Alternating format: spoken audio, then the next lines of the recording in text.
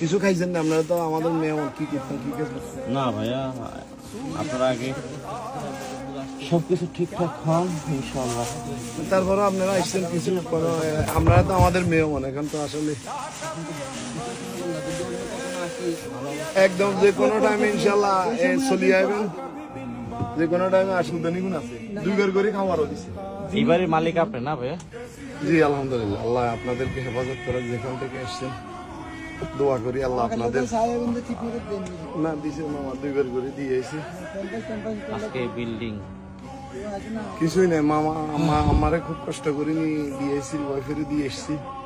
আল্লাহ আপনারা ঢাকা থেকে এসছেন, আপনাদের আপনার মা হায়াত। কি হয়েছে? আমার নাম মিরহনজি। আমার আম্মা অসুস্থ খুব, আর ভয় পাই গেছে, এগুলা দেখি খুব ভয় পাই গেছে। বাসার মালামাল সবকিছু মালামাল তো যেভাবে মালামালে তো যেভাবে আছে এইভাবে সরাই, নিজে পাইছিলে না মালামাল, এখানে শুধু কাপড় চোপড় আর একটু ওষুধ। জি না, আমার আলহামদুলিল্লাহ সিঁড়িঘর আমার আছে। জি হ্যাঁ, আমারটা একটু মোছা। সব বাড়ি ঢাকায় কোন জায়গাতে? মিরপুরে। আল্লাহ আপনাদের হেফাজত করে, মুসলমান হিসেবে আল্লাহ দেয়, আপনার দোয়া করি আল্লাহ আপনাদের এত কিছু করতে কি খেজমত করতে পারি আপনাদের। আল্লাহ আপনাদেরকে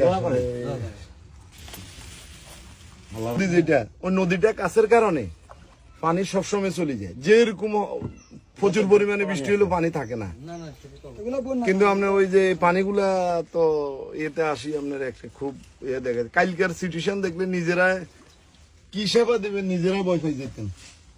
বুড়া মানুষের শিক্ষা, বাচ্চাদের শিক্ষা, অসুস্থ মানুষের ইয়ে দেখলে আল্লাহ ভয় পেয়ে গেছে। ভয় পাই গেছে।